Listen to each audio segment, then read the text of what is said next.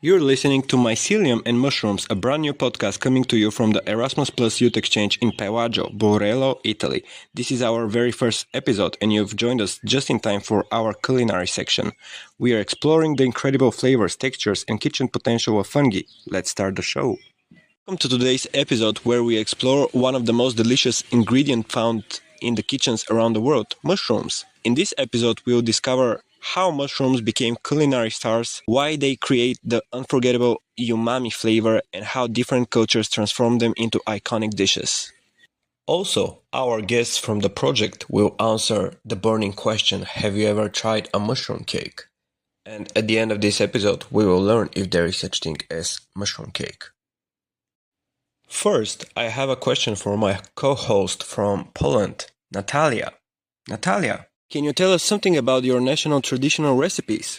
Sure, Polish cuisine is full of mushrooms. Mushroom picking is our national sport, so during autumn and winter we cook a lot of dishes which contain mushrooms. What kind of dishes? In my opinion, the most popular are pierogies, dumplings. We often eat mushrooms with cabbage, in soups or as a sauce. Every family has dehydrated, pickled and freeze supplies for our rainy days. Sounds amazing. Yeah, it is amazing. You should also try it. Thank you. I definitely will try it. There is a curious fact about mushrooms in culinary.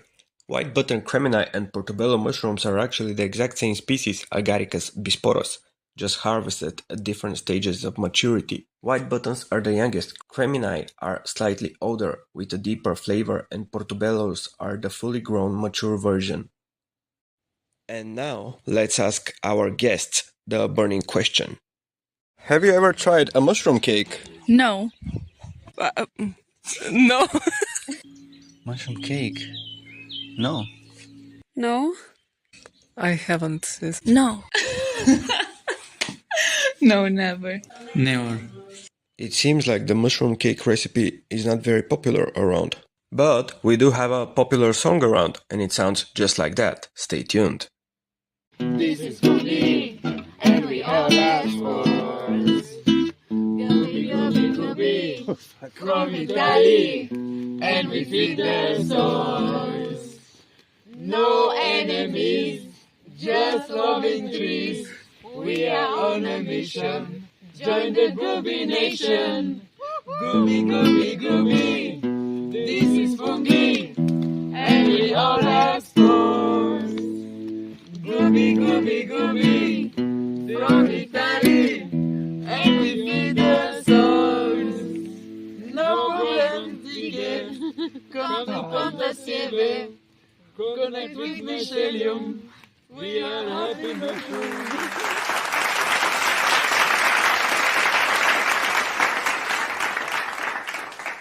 Thank you for listening.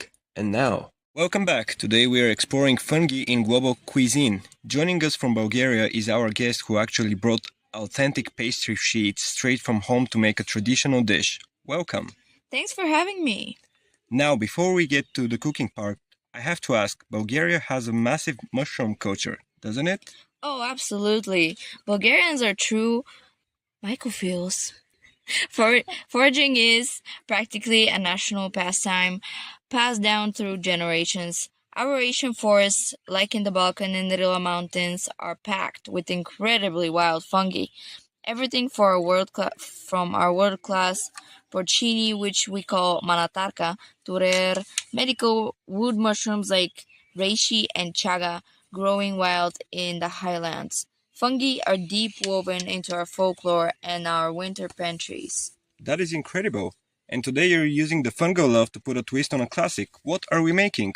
We're making a savory, crispy banitsa stuffed with mushrooms and leeks. I love it. What do we need to gather for the filling?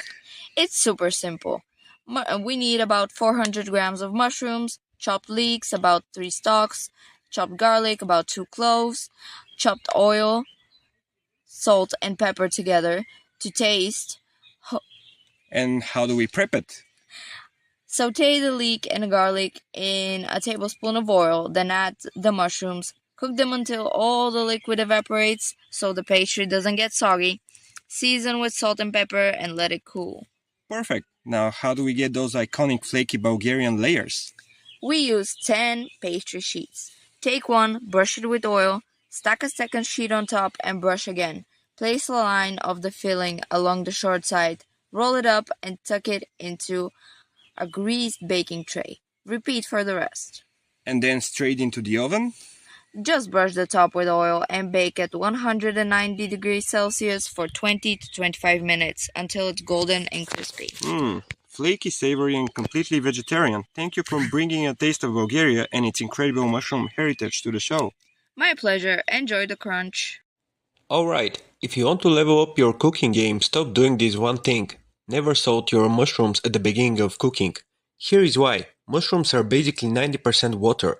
If you throw salt in the pan early on, osmosis kicks in and forces all the liquid out instantly.